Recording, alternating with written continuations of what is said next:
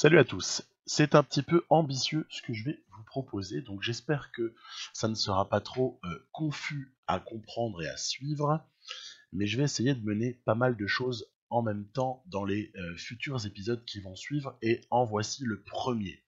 On va aborder des tas de choses qui, en fait, consistent à se projeter sur la saison qui va venir en NBA.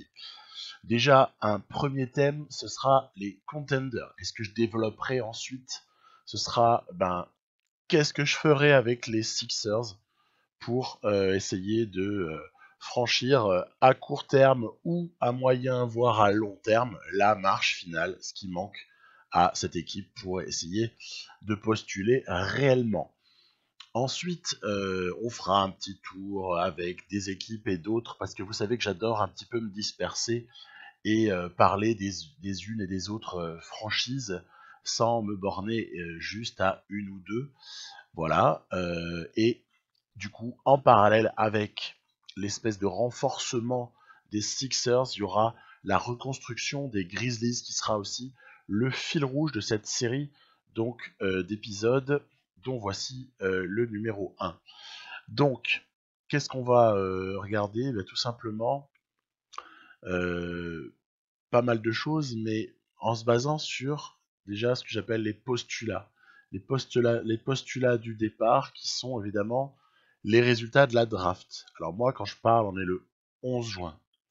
On est le 11 juin, la draft, elle est dans 9 jours. Donc, il est évident que j'aurais pu attendre, mais en fait, tous les épisodes là qui vont s'enchaîner, j'ai commencé ça il y a pas mal de temps, il y a au moins 15 jours que je bosse sur ce truc-là, et donc, je ne peux pas me permettre d'attendre le 20 juin. Donc, j'ai fait, dans un épisode qui était dédié, j'ai fait ma mock draft. Donc, tous les choix qui vont suivre vont être les choix qui ont été faits dans cette mock draft-là. Et puis après, il y a tout ce qui va concerner la free agency. Où est-ce que vont aller les joueurs majeurs qu'on connaît? Regardez, il y a des rebondissements à tout moment en NBA. Pas plus tard que la nuit dernière, le match 5 des Finals, qui voit finalement KD se faire le tendon d'Achille et, donc peut-être toute la NBA a changé hein, au moment où il s'est pété le tendon. Parce que est-ce qu'il va pas de ce fait rester aux Warriors? Est-ce qu'il va pas... Enfin, il y a des tas de choses qui vont peut-être être modifiées. Et puis ça, c'est quasiment à tout moment. L'autre jour, c'était par un trade entre les Nets et les Hawks. Il y a comme ça des choses, j'y ferai allusion un peu après. Voilà, donc pas mal de choses bougent. Il y a un moment, il faut se lancer. Alors, voici le sommaire avec un minutage, je dirais, de à quel moment est-ce que je vais revenir sur tel point ou faire allusion à tel autre, et tout en sachant que bon, j'aime bien m'attarder un peu sur des séries d'équipes que j'ai déjà un peu traitées. Je pense que si vous avez regardé mes vidéos, vous l'avez saisi. À noter que l'épisode 6 des Mavs n'aura probablement jamais lieu. Alors, déjà, je me base sur le fait que les Warriors resteront probablement l'équipe à battre l'an prochain, ou peut-être une des équipes à battre, on verra dans quel cas. Mais en tout cas, ça restera la référence en NBA, parce que je crois beaucoup à la re-signature de Klay Thompson du côté des Warriors. Et je dirais même, s'il reste que Curry Green et Klay Thompson, déjà, ça en fait la référence de la ligue, parce qu'avant de monter une équipe aussi forte, il faut s'accrocher. Ensuite, évidemment, bien, il y a beaucoup d'équipes qui vont chasser les Warriors, et ce sont précisément les contenders, ce qu'on peut appeler comme tel. Il y a, pour moi, j'ai dénombré 8 équipes, 4 à l'est et 4 à l'ouest. Donc, on est parti. Du côté de l'ouest, il y a les Denver Nuggets, les Portland Trail Blazers, les Thunder d'OKC et les Rockets de Houston. On va les prendre un par un. Les problématiques sont pas les mêmes pour chacune de ces 4 équipes. Pas les mêmes du tout, du tout. Les Nuggets, ils ont à venir probablement une intersaison très très calme. Et pour cause, ils n'ont aucun choix de draft. Ils ont 13 joueurs sous contrat, quoi qu'il arrive. Et pour ce qui est de l'ami Millsap. Moi, je verrais bien le mec des 12 joueurs, hein, et je verrais bien Millsap décliner pour ensuite re-signer plus longtemps, en fait. Voilà. Donc c'est le truc que je sens venir. Il y a Lies qui, à mon avis, devrait être re-signé. Ok. Ensuite, les T-Blazers, je vois pas trop les choses changer. Je vais être très très franc. Pour moi, la déconstruction n'est pas à l'ordre du jour. Ils ont un pic 25 qui leur permettra d'attraper ce qui peut devenir un très bon joueur, qui sait. Ils ont un rookie Collins qui a encore des années sur son contrat. Ils ont ensuite quelques joueurs bah, qui sont des joueurs de banc, ou alors des joueurs de complément. Aminu, Hood, le jeune Lehman, qui, à mon avis, devrait être conservé parce que je vois mal cette équipe exploser. De la même façon, dans le registre salary cap totalement pété, je demande OKC et qu'est-ce qui peut réellement changer à OKC à part des tout petits ajustements. On peut aussi éventuellement penser au coach, mais ça n'est pas visiblement à l'ordre du jour. Finalement, il n'y a que Nerlens Noel qui aura du mal à être re-signé et il n'y a pas de qualifying offers.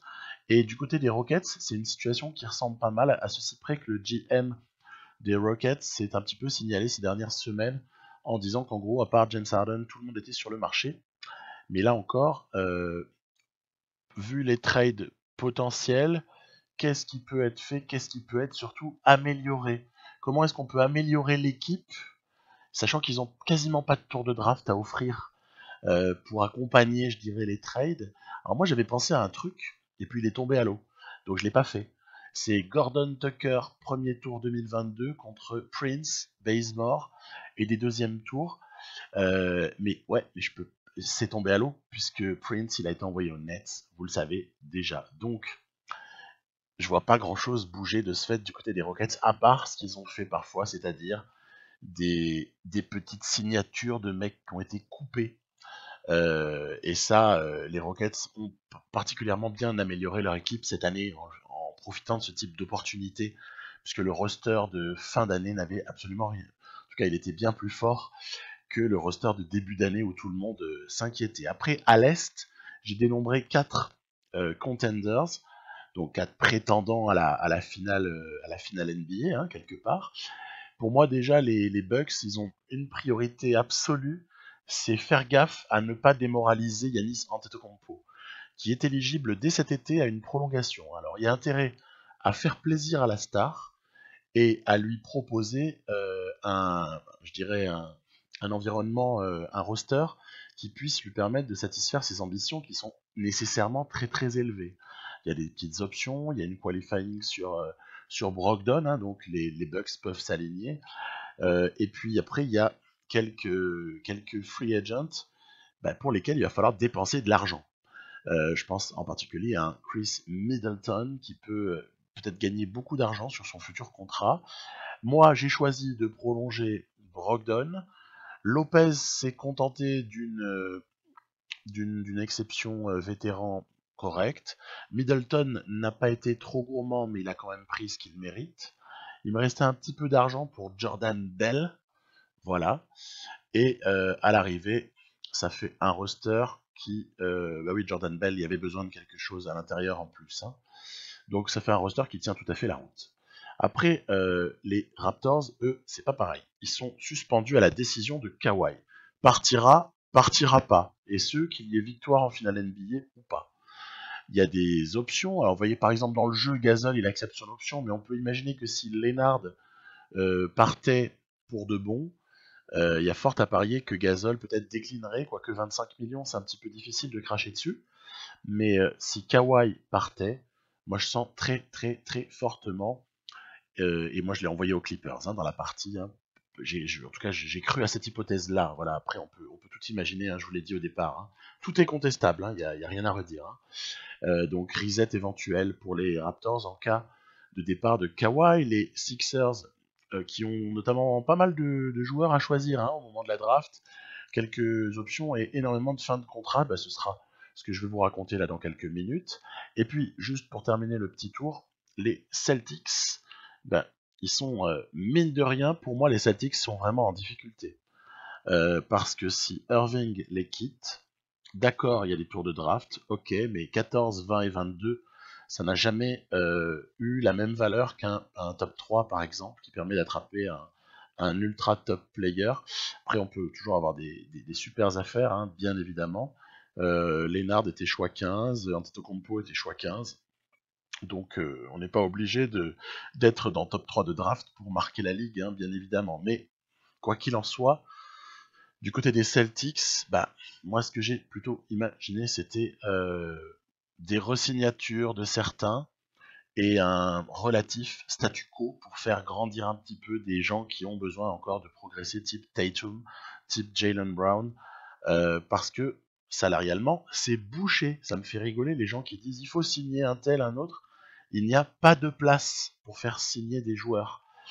Tout est bloqué avec Hayward notamment et Horford qui prennent une énorme partie de la masse salariale. Après, on doit également parler des franchises qui peuvent changer de statut cet été, pendant que peut-être d'autres descendront de statut. Hein. Raptors peuvent par exemple passer directement en reconstruction au même moment que les Lakers ou qui sait les Knicks peuvent passer en mode contender. Hein. Ça peut tout à fait changer tout ça. On peut imaginer aussi le Jazz ou les Pacers qui arrivent à attraper un troisième très fort joueur, et alors à ce moment-là, tout est permis. Donc je vais essayer de faire les choses de façon non pas réaliste, parce que ça, il n'y a personne qui a une boule de cristal, mais d'une manière en tout cas qui puisse pas être trop irréaliste. Voilà, c'est toujours ce que je préfère dire. On peut tout contester, hein, parce que de toute façon, il n'y a que des choix. Dans tout ce qui va suivre, il y a énormément de choix. Mais à partir du moment où on choisit de faire quelque chose, de toute façon, il faut bien faire des choix. Et ça a été mon cas. Alors, allons-y pour les Sixers. Déjà, vous avez vu quand j'ai fait ma mock draft que, ok, on a drafté 3 joueurs au 24, 33 et 34e position. Je me demande si j'ai pas pris aussi le 42e choix. Par contre, l'autre, je l'ai échangé. Parce que il me semblait que prendre 5 rookies, c'était beaucoup dans une équipe qui a quand même 2-3 ambitions. Après, il y a le problème des options. Alors moi, j'ai refusé à Simmons son année supplémentaire parce que Jonathan Simmons n'est plus le Simmons qu'on avait connu aux Spurs. Il ne me convainc pas à 5,7 millions la saison, il ne me convient absolument pas. Jimmy refuse, mais ça, c'est compréhensible. Après, il y a la question des cap hold. Moi, j'ai renoncé à Tobias Harris. Je renonce également à d'autres cap hold qui sont un petit peu trop élevés, tout en sachant que ça n'exclut pas de re-signer les mecs, mais en les re-signant à un tarif beaucoup moins important et qui finalement ne profite pas des droits Bird. Donc, ceux sur lesquels je garde les droits, c'est Redick, McConnell et Butler, pour parler des principaux. Ça, c'est le premier choix que je fais. Après, Jimmy, effectivement, pour moi, il faut le reprendre. Surtout qu'il a l'air de bien fonctionner avec celui qui est l'image de la franchise, c'est Joel Embiid. Donc voilà pourquoi je pense que Butler, il faut mettre le paquet pour le prendre. Après, j'ai essayé d'épouser un modèle qui était le modèle Sixers d'avant trade Butler, si vous voyez. C'est-à-dire avec Covington et Saric. Euh, pour moi, c'était un modèle qui était beaucoup plus convenable que l'espèce de all-in sur lequel les Sixers, ont fait vraiment leur choix avec le changement de GM aussi. Hein. Il y a 2 années, c'était peut-être un changement de stratégie l'année dernière, pardon, excusez-moi, suite au problème, vous savez, avec le précédent, il avait eu des gros soucis avec les réseaux sociaux. Euh, je dirais, Colangelo, je dirais que construire autour de Embiid, Simmons, Butler et des shooters. Donc j'ai nommé Redick, j'ai nommé Mirotic. Là, je recrute quelqu'un qui est un très bon backup au poste 5, quand même. Javel McGee en backup, c'est quand même précieux. Et puis après, je me suis tâté sur le cas de McConnell, parce que McConnell, c'est un joueur que j'adore. Mais ce que je me suis demandé, c'est en quoi est-ce que c'était cohérent de le reprendre, vu que en playoff, ça vous aura pas échappé que le mec n'a plus joué. Il est venu à un moment où il est sorti de la rotation. J'ai l'impression que ça traduit une forme de peut-être de mésentente ou de discorde dans l'équipe vis-à-vis notamment de McConnell qui serait peut-être pas forcément dans le bon camp. Et du coup, je me suis dit non, McConnell, je vais plutôt prendre quelqu'un d'autre. On va laisser pourtant l'historique McConnell aller continuer à faire, je dirais, sa carrière ailleurs. Vous verrez un petit peu par la suite où est-ce qu'il a signé.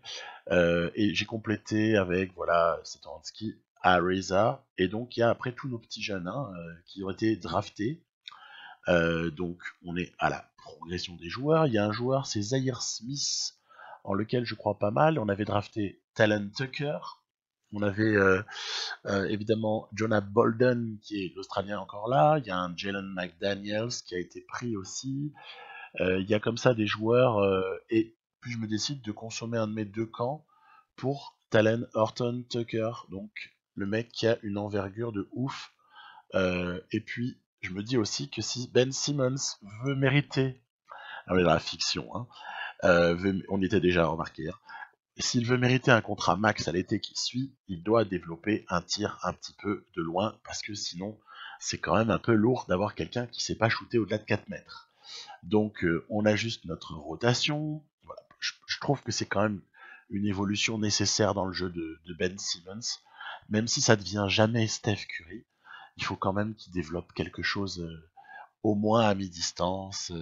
Il en a un, hein, il a un petit shoot, mais il l'utilise presque pas plus loin que 4 mètres. Hein. Donc début de rotation, c'est vraiment une ébauche. Ça va évoluer très rapidement en fait. Je vous dirai après en quoi est-ce que je vais faire évoluer le truc.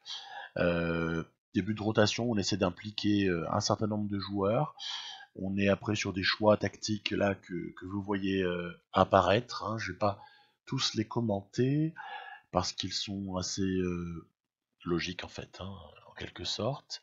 Au niveau de l'entraînement et du mentorat, je vais pas faire des choses très surprenantes.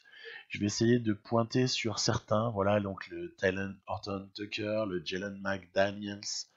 Il y a comme ça des joueurs, Jonah Bolden, j'essaie de croire en lui également pour ce qui est du rôle d'intérieur. Hein.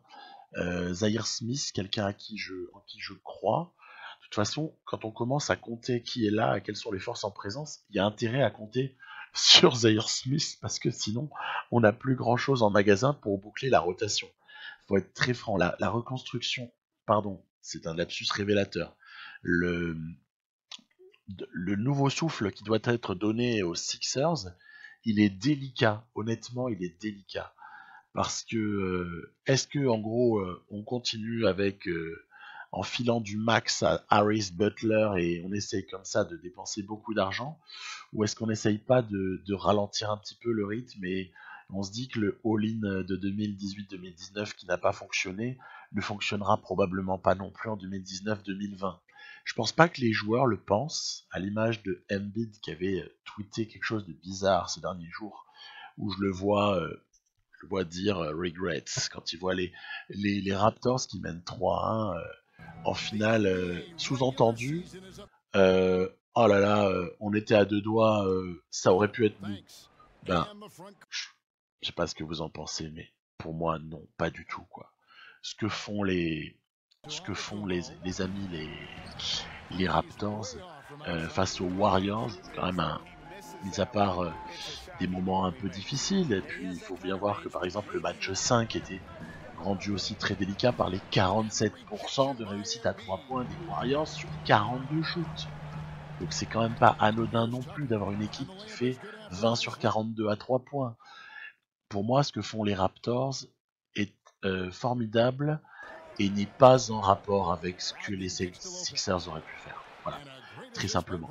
Je ne pense pas du tout que les Sixers version 2018-2019 en seraient là à 3-1.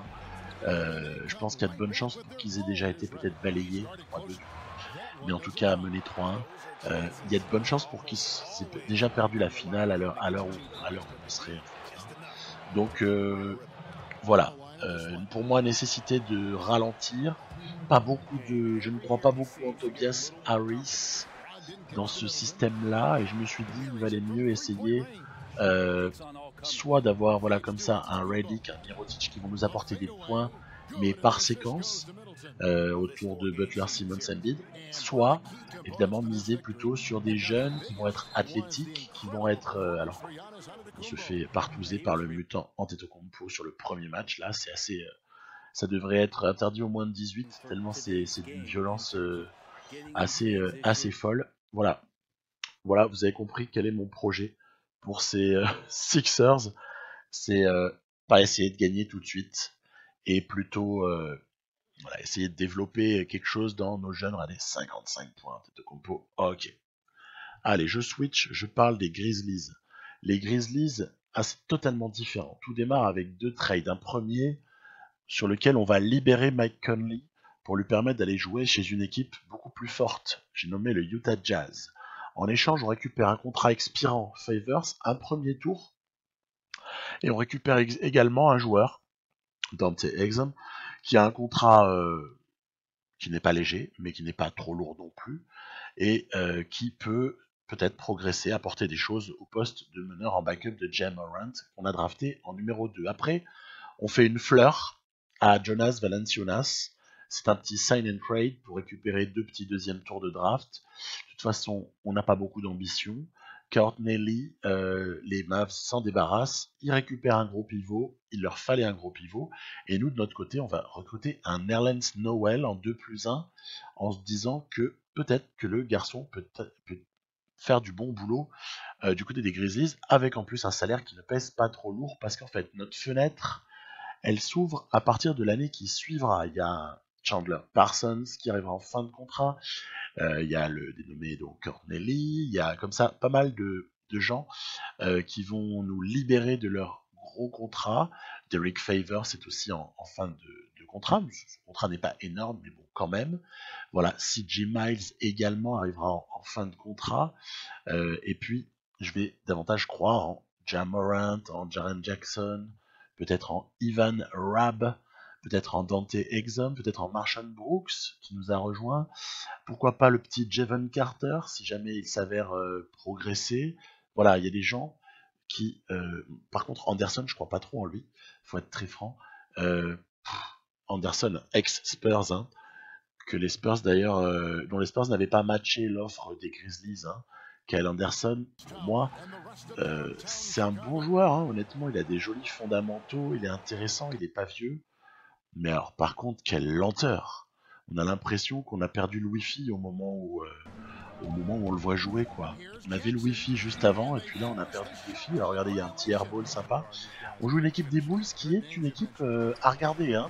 Je reviendrai un peu plus tard, je crois que ce sera dans l'épisode 2 où je reviendrai un petit peu plus sur cette équipe des Bulls en version 2019-2020 là que j'ai concoctée, qui est pour le moins intéressante parce que je trouve qu'elle a vraiment de la marge de développement. Oh, bah, remarquez, nous aussi, sauf que du côté des Grizzlies, Favors, Noel peuvent apporter immédiatement. Anderson, c'est quand même un peu juste. Du côté, il y a Dylan Wright aussi qui est intéressant. Il est intéressant, l'ex-Raptor là, qui a été obtenu dans l'échange qui avait impliqué Marc Gasol au moment de la trade deadline. Il est intéressant, Wright. Maintenant, de là à en faire un pilier de l'équipe, c'est quelque chose qu'on verra. Moi, je l'ai prolongé. Hein. J'ai fini un contrat de 4+1, je crois. Et ce contrat de 4+1 n'est pas lourd, donc forcément permettra au pire d'échanger dans une année ou deux, si jamais on a une opportunité, hein, on a quand même le droit de faire des trades. Vous avez vu, c'est un match de maladresse, c'est amusant, un match d'énorme maladresse. Et donc voilà, à ma grande surprise, victoire sur les Bulls dès le premier match pour ces Grizzlies. Après, on fait un petit tour, comme je l'ai promis en intro, du côté des Spurs et des Warriors. Vous voyez que Curry, Thompson, Green ont été conservés en tant que noyau des Warriors. DeMarcus Cousins a accepté un contrat peu important pour rester une année de plus du côté des Warriors. Pour moi, c'est une hypothèse qui est plausible, tout simplement. J'ai pas dit que c'était la plus forte, mais elle est loin d'être improbable. Steph Curry en insolence, c'est pas la première ni la dernière fois. Et puis du côté des Spurs, un roster qui est tout à fait celui qu'on peut connaître avec, écoutez, c'est simple, les mêmes joueurs à l'exception du rookie Cameron Johnson là et de l'autre rookie Bitadze, le géorgien pivot qui est attendu aux alentours de la 15-20e place à la prochaine draft. Les Spurs là dans ma mock draft avaient drafté aussi Samanic, ils ont 3 choix en tout, il y a 2 de premier tour et 1 de deuxième tour. Ils avaient drafté Luka Samanic, le prodige croate, qui dans le jeu là a encore une année à passer en Europe avant de rejoindre la franchise qui l'a drafté. Donc en l'occurrence, il rejoindra les Spurs l'année qui suivra. Regardez, les Warriors sont quand même bien en forme dans ce match là. En plus, on a des petits soucis avec des écrans illégaux. Voilà. Et puis de leur côté, il y a vraiment tout qui va bien. Et pourtant, on s'accroche. On s'accroche. Bon, vous savez que j'aime bien jouer avec les Spurs, hein, ça fait pas mystère l'histoire. Avoir des mecs qui shootent à mi-distance, ça me fait pas peur. Au contraire, je trouve ça vraiment amusant et puis quelque part rafraîchissant par rapport à la NBA actuelle et par rapport aussi à tout ce qu'on peut voir. C'est bien de voir autre chose, mais on s'est vraiment fait tuer par des Warriors qui ont eu une adresse assez horrible et un Curry à 56 points. Ok, allez, on remballe, on passe à autre chose. Les Warriors seront donc bien une équipe ultra relou à jouer. On en a la confirmation. Et les Sixers abordent leur deuxième match. Alors, deuxième match qui les oppose aux Celtics. Donc c'est déjà, il y avait eu les Bucks juste avant. C'est un test de devoir jouer dans la foulée les Celtics. Parce que, très honnêtement, je vois pas pourquoi cette équipe-là des Celtics ne ferait pas partie, en tout cas au minimum, du top 6 à l'Est. Pour plus, ce serait, il faut voir. Hein. Faut voir un petit peu, on verra comment la saison évolue. Mais je vois pas en quoi est-ce que cette équipe serait faible. Alors il faudrait peut-être shooter de temps en temps un peu plus rapidement. Il y a quelques actions un petit peu à s'arracher les cheveux, je dirais, par moment. Il y a un Gordon Hayward qui est en chaleur et qui n'est pas défendu comme on pourrait l'espérer. Je suis toujours dans l'observation en fait de mes jeunes là, pour être très franc. Il y a Horton Tucker donc sur lequel on regarde un peu. Il y a un Zaire Smith qui claque un dunk de folie. Est-ce que je suis satisfait du shoot de loin de Redick? J'en suis 1000 fois satisfait et je suis sous le charme, si tant est qu'on puisse être encore sous le charme d'un joueur qu'on connaît déjà. Satoransky, ça va, on va pas lui demander plus que ce qu'il est capable d'apporter. Et puis voilà, toujours la mitraillette Redick qui nous permet de recoller dans un match où il faut comme ça aller chercher des points à l'intérieur, parce que y a pas mal de systèmes que j'aime bien utiliser là, des systèmes en punch notamment. Je vous ai déjà parlé de ces trucs là, des systèmes en punch qui permettent, bon là on est sur de la contre-attaque, du jeu rapide, mais et puis de la bonne défense également, mais des systèmes en punch qui permettent d'aller chercher des points faciles. Ça c'est un sujet que je développerai en ce qui concerne notamment Ben Simmons. Je développerai ça dans un passage de l'épisode 2, c'est déjà prévu. Donc petite victoire qui rassure, et dans la foulée on attaque aussi le deuxième match des Grizzlies. Alors les Grizzlies se retrouvent face à des Hornets, a priori match abordable. Regardez que les Hornets, je leur avais fait drafter Sekou Doumbouya qui démarre au poste 4, vu son gabarit, vu ses qualités physiques. Ça paraît de bonne aloi en NBA que de faire démarrer l'ami Doumbouya au poste 4, hein. En tout cas il jouera 4-3 probablement. Et puis tiens voilà, il s'est illustré là, et c'est un match qui démarre pas mal. démarre pas mal, avec toujours le petit festival à l'intérieur de Derek Favors, qui est vraiment une force à l'intérieur qui est super appréciable. Moi en tout cas c'est un joueur que j'aime beaucoup. Il peut jouer 4, il peut jouer 5, c'est assez égal. Et puis en fait ces Charlotte Hornets me causent 2-3 soucis alors que j'étais moi complètement enthousiaste après le match d'avant qui avait été gagné face aux Chicago Bulls que je vois pas mal, donc pour lesquels j'ai une relative estime avec les joueurs, surtout dans Touquet, quoi, avec les joueurs prometteurs qui composent cette équipe. On avait gagné et du coup je me suis dit ah ouais mais en fait il y a peut-être moyen de se battre et tout ça. Bon en fait on va se faire prendre une douche froide dès ce deuxième match face aux Hornets. Vous savez, je cherchais un shoot là avec Everybody. Ah là là là là. On a donc subi une première défaite, c'est pas la dernière, avec les Grizzlies. Et avec notamment, vous voyez que je me sens vraiment sur l'intérieur et les 3 points. Hein. J'essaie d'éviter la mi-distance tant que j'ai pas de certitude sur les zones de mes joueurs. Donc, voilà. Et voilà, je vous dis que la suite sera dans un épisode 2 que je suis sur le point de finir d'enregistrer aussi.